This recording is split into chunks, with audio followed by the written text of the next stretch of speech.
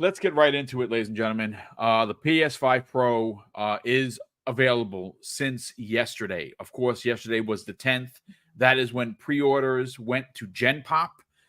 We all obviously know that the only thing that did sell out was the 30th anniversary editions of the PlayStation 5, or basically everything. The controller, the console itself, both versions, as well as their elite style controller, was all sold out. And that was the 30th anniversary. And that's for good reason. Look, I give PlayStation a lot of business, but I am not going to ever say that I'm sorry that they're still in the business, that they didn't start almost 30 years ago. I imported the PlayStation 1. I had Ridge Racer, I had Tekken, I had Battle Arena Toshinden, and I had something else. I think it was Kalik the Blood, if I'm not mistaken. And I'm not sorry that I had those games. Oh, there was also the other one, Jumping Flash was a launch title, which was pretty freaking cool at the time because obviously it's 3D graphics and everyone's excited. And it was, it was for me as a gamer, like life-changing because obviously it was super powerful. And I'll never forget learning that you could pop open your PlayStation, take out the disc, put your music disc in of whatever your favorite band was, and play Ridge Racer. That was amazing. And here we are 30 years later. And well, Sony is, they've put out 5 PlayStations or 4 since the original. And the PlayStation 5 Pro is their next iteration. This is obviously following the same lane, if you will, as they did with their mid-gen refresh with the PlayStation 4 Pro. We did learn that about 12% of the populace did buy a PS4 Pro, which back then, there was a significant jump. You did go from 1080p to 4K. And for a lot of people, including myself, it was worth the upgrade, so much so that I bought 2. I got the original launch one that was, jet black. And then, of course, Mrs. Boom surprised me with the God of War edition, which was dope. And of course, well, here we are in 2024. And this was supposed to be like the second coming, according to some. There were some talks about it being more powerful than a 4090, which, of course, we laughed ourselves into a stupor. But here we are. It's a day later after the Gen Pop gets the ability to pre-order this thing. And, well, no surprise, folks, it is available. Now, of course, the capping that has been going on the last 24 hours is, well, Sony is putting out extra because they're expecting an onslaught of sales. That's the running narrative for a certain group of people in the community that just Sony can do no wrong for. That's not what happened here. These machines, they cost money to make. If they don't sell them, the machines, they lose money. Interestingly enough, the scalper community has completely ignored the regular edition of the PlayStation 5 Pro because it's still available. And I guarantee you that if the scalper community did buy some, they probably have canceled their pre-orders for the PlayStation 5 Pro because then again, there's no reason to try and sell it if you can go down to your local Best Buy and just walk in and pick it up. My brother canceled his. I have a friend of mine that's one of our closest friends was like, yeah, you know what? I'm kind of on the fence now because this is money. This is big bucks. Korkenstein, look, this is not a surprise. It just really isn't. And again, we're not poking fun at Sony, but I thought that this was a bad investment. When it was rumored, we thought, well, mid-gen refresh kind of sounds like it's a normal thing. When we learned that Xbox was skipping it, basically came out and said, hey, listen, we have some consoles coming out that are going to hang around until we get our next console in potentially 2026. One of which, of course, is the white Series X that is all digital. And there's, of course, the 2 terabyte one, which a lot of us, including myself, bought. It's coming out next week. Now, I know there's going to be some people, oh, Boom, you're a hypocrite. No, I need more space. I buy a lot of games. I have a 2 terabyte card. It's filled. I want an extra terabyte of space. I traded in an old launch console and got $400 for it. I'm good because I'm only spending 200 and change more for the upgrade. Now, is that worth it to you or not? I don't know. But for me, I don't mind the newer piece of hardware, and I don't mind the extra terabyte of space because, again, I am running out of space for games. I buy a lot of games, even though supposedly Xbox don't buy games because of Game Pass. I'm running out of space, so I don't mind doing the upgrade there. My issue, and this is the conversation I had with you fine folks as well as my brother, because my brother was like, "I can't believe you're not getting it. You buy everything," and I'm like, "Yeah, but it's just to sell my current PS5 for $400." That is really nice. It has the Spider-Man controller. It's got the plates. What am I actually getting for an additional nearly $500 more? A bump in power?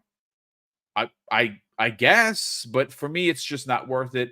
My PlayStation 5 works perfectly fine. It runs Silent Hill great. It's going to run Until Dawn when I crack that open fine. It ran Astrobot fine. I don't need an upgrade. I just don't. Korkenstein, I think this spells trouble for Sony. I really do. Now, granted, I don't think that they're going to overreach and make so many that they're literally like, I'll say this. I think they learned their lesson with the PlayStation VR 2.0. They took a massive, massive bath on those units that are currently sitting in warehouses and on store shelves, and nobody, and I mean nobody, is buying them. Not the PC community, not the PlayStation 5 community. It's literally, like I said, when that thing drops down to like $200, then I will invest. I'm like, yeah, $200, I'll do that.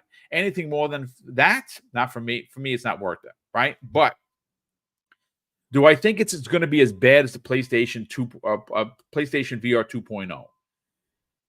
I don't know, to be honest with you. I don't know how many they're going to make, but the fact that after they were still available at PlayStation Direct, which again, that's supposed to be the spot. Supposed to be the spot that sells out, and it didn't.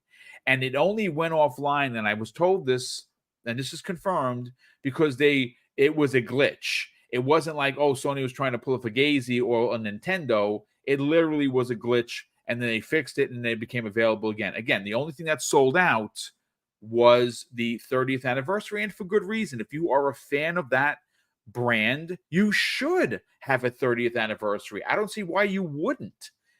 Korkenstein, I think that this spells trouble. Not doom, but certainly trouble for Sony, who has made a whole bunch of really poor investments over the course of the last 12 to 18 months. Look at Bungie. Look at Concord. Look at the studio that Concord that made Concord. That we don't know where they're going to be. It's 6 months from now. They have really taken some heavy losses. Yes, the console is still selling, but how much are they actually making on the consoles? $35, $50 per console, maybe if you're lucky. That's not going to cut the mustard, and they don't have first-party games to back end the sales, right? That's where most of these companies make their money, on the back end of software sales. They took a loss in people subscribed to their PlayStation Plus. They're in a bit of a pickle. Let's get your hot take, man. Yeah, I mean, it's just like I said, we said it already. We've been saying it for the last few months. It's just this Sony arrogance that seems to, is coming back. They kind of did ride high for a little bit. They're top of the mountain for quite a bit. And now I think they really just missed the mark on this. Consoles aren't selling all around. But I kind of feel like, a lot of these decisions that Sony's probably doing was probably about, at least, well, for the PlayStation Pro, it's probably about 2 years ago. So that's about the point where Sony was, that's the dip, that we've seen from them, is about 2 years ago. So 2 years ago, this might have seemed like an amazing idea, but rather than course correct, they just kind of kept digging and digging and digging. And then now they're like, well, all right, I guess we're going to have to release this. We've already spent a ton of money on it. And it just, I don't know what they're doing. It's just sad that to see them like nickel and diming their consumers so hard. It just, maybe it's just because we get such great value and more consumer friendly practices from Xbox, so now we just expect more. But I mean, is that really a bad thing? I just don't think PlayStation has really put their consumer first, and I think that's just been their downfall. It's just been remake after remake. They tried to go for the throat on Xbox, by making all these exclusives, and narratives and crazy stuff like that. And they didn't do a good enough job. It's Xbox. And like we've always said, well, like I've said before, exclusives aren't a revenue driver. Xbox has been dead. I think that's the first thing we talked about when I joined the show a few months back. Is Xbox been dead what, five, 6 times already? Oh, they've been resuscitated probably, I would say, at least a half a dozen times this generation. I mean, we get told every other week by a certain group of anti Xbox podcasters that they make these faces, they take a picture, they throw it on their thumbnail, holding an Xbox controller. Xbox is dead again. I Yeah. mean, I feel like we're watching Friday the 13th, 1 through 12. It's like you keep killing this MF and he keeps coming back. And they're just making billions, and it's just like, I mean, if for a company that had or has no games, they've hung on for years now. Yeah, What does that tell you? Exclusives aren't the metric. Console sales aren't the metric. right. It's, MAUs, it's your live service, it's your subscription, it's your microtransactions. And that's what's been keeping Xbox growing and growing and growing and growing steadily over the years. And that's just the truth. And I think Sony really, they got wrapped up in the narrative, and it was a very short term business strategy, that really yielded no results. And then that's why Jim Ryan was like, well, now we got to pivot to live service, because they're seeing the just buckets of money Microsoft is making or Xbox is making. And then that was just, again, a knee-jerk reaction. I feel like most of the stuff he did, I just feel like he got just really just bashed by by probably the board and stuff like that on, well, Xbox is now buying Activision. We need to do something. All right, we're going to get Bungie. Xbox is making, billions on live service. We need to do something. All right, we're going to do, 12 live service games. It's just, it seems like all knee-jerk reactions Yeah. to just catch up. They've taken their consumers for granted so much that it's just, they've missed the mark. And I hope they do better, because I love PlayStation. That was, I mean, I remember, so my, like, long long time ago for the PS1, my parents' house got broken into, so they took my SES and Sega. So from the insurance money I got was enough to buy a PlayStation 1, and that I bought a PlayStation 1. Resident Evil was my first game.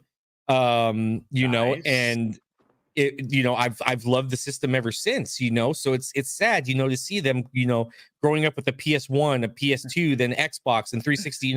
I've grown up with all the titles because I've worked in the industry, so it's just natural, for me to do that. For me, but it's just to see Sony just kind of, I don't know, just really get very, just ignoring their consumer. That's just what it is. It's just sad. And these systems aren't selling because consoles aren't really selling. So I just think they just thought either it's, we're going to make them sell because we're PlayStation, or it's like we're just going to nickel and dime the consumer to get whatever cash we can out of them. And then that was it. It's both are horrible. Both are horrible. So I hope Sony does better. They need to do better. Look at what we did. Xbox was kind of limping around, and we held them, to accountable. And look Yep. at, we're eating so good now. Why aren't PlayStation consumers, these guys on Twitter doing the same? They need to put heat back on Sony, or else this is what you're going to get. $800 consoles that they know you're going to buy, even though you don't really need it, even though it doesn't really benefit anybody. So they just hold them accountable. So you got to do better as a consumer, and that's the only way that Sony will do better as a company. To you. They've had a ton of really poor investments, right? One after another. There's just no doubt about it. The PlayStation 5 Pro seems to be another one. It's not selling out. And if it's not going to sell out, that means that the community at large is not buying into what they're selling. And again, I personally think, and I had given them credit, I said 6 to 8% because of the price, based on the fact that it's available right now at 1026. And I just checked, it is available everywhere right now. Tells me that nobody wants to spend between 700 plus before taxes to 830 plus if you need a disk drive and a stand. It's just not going to sell. They banked on it. They invested millions of dollars in trying to get the console to have it pinch better here, there, and everywhere, and no one is going to buy it. And they haven't even lowered the price of the old PS5. So why are the general populace, meaning the average consumer, which is about 85% of what Sony has in their marketplace, their casual audience, that's who they are. They're not going to go and spend $830 before tax to have a disk drive, a stand, and a console. They're just not going to do that. This is a prime example of it. I want to get your thoughts. I know you're not surprised by this. No. And part of it comes down to, I'm actually surprised that they decided to go with this strategy after low key Xbox announced that they're, targeting 2026 for the next generation. You would think maybe it would be time to hold off on whatever your mid-gen refresh is and push that or roll that into what would be essentially the PS6. Now, unless you want to appear like Sega in the 32X Sega CD, what was it, the Saturn era, where it was like hardware after hardware after hardware, and people like myself got tired of buying hardware only to get support for like a couple of years. You're now going to have to extend this time between the PS5 Pro to the PS6. I don't know if a lot of people are willing to cough up 700 and then cough up what will more than likely be somewhere north of 500 to 600 for the PS6, just a couple of years later, or maybe a year later if they really push things. I mean, let's look at it this way. Once they finish or get ready to deliver a console, they're already working on the next. So if they're already, delivering this PS5 Pro come November 7th, you got to believe that they're already knee deep into the PS6, specs and whatnot that they're going to have to work on. That's a lot of R&D. That's a lot of other investment. And if this thing isn't selling out immediately, then it makes you wonder how much is this going to stress them, financially, as far as loading up on those first party titles that they're working on. That a lot of their first party are working on something, and you would hope that it's released sometime within the PS5 generation. But if memory serves me correct, the way it seems like everything's positioning, these are going to be a group of cross-gen games that they'll try to get you to buy on your PS5 or PS5 Pro, and then hit you up 6 months later to a year later to buy it again on your PS6. I don't know if people have been paying attention, but if that's the same playbook that they're going to try and then hit you with a whole bunch of remasters that will be the same games that you already played the previous generation, I think at that point, there's going to be a lot of people walking away. Like me personally, I like their initiative as far as pushing towards putting things on PC, and I wish they would do more of that. But outside of that, I'm not going to spend $700 on a console where you don't even really show me the true benefits of upgrading. Like, all right, fine, I trade in my $400 PS4, PS5. I keep most of my consoles, so I could probably trade in my old PS4. I still need at least another $200 to $300 out of pocket. I'm not going to spend that extra money on something that, well, Final Fantasy VII is a little less blurry in the background. A little bit upgraded visuals on things like Hogwarts, but it's still 30 frames. That doesn't scream to me, spend this $700 on this box. But I mean, to each their own. I know that there's a lot of PlayStation loyal fans or the enthusiasts that will spend that money, but I'm not. I'd rather just wait until PS6 comes out. Unless King's right and no PS6, then this would be the last console to pick up. But It doesn't seem like it's moving. They haven't really showed, especially in the state of play, anything that's really worth the upgrade fee or the entry fee for that upgrade. Like Ghost of Yotai, great looking, but it still looks like it can run perfectly fine on the standard PS5. They didn't, differentiate what it would look like on a standard PS5 versus the Pro. So to me, it's like, well, if you're not even ready to show me that difference when this thing's about to drop, then it's obviously not a priority for you. So it shouldn't be a priority for me. But we'll see how things hold up during the holiday. If Sony was smart, they will possibly roll back some of the pricing on the standard PS5s or something. If they start reducing these things, or maybe it's the stores that might start reducing the pros for the holidays, or bundle it with a game, then that'll really go to show how slow this thing is moving. I mean, it took them basically finally throwing the PSVR 2 to the PC crowd to finally get that going, and it's just barely passed or surpassed the usage of the PSVR 1 on PC, but it's still beat out by like the original Oculus and a whole bunch of other, much more affordable, VR headsets. But all of that aside, more power to Sony for at least trying this. We'll see if they can, show us any other games that are in development, in a showcase of dreams instead of this roadmap of remasters and remakes, to at least fire up their base to buy that $700 box. But for me, I'll just wait. It'll either come to PC or maybe a PS6 in 2 to 3 years, whatever the case. But this PS5 Pro, for me at least, is a bust.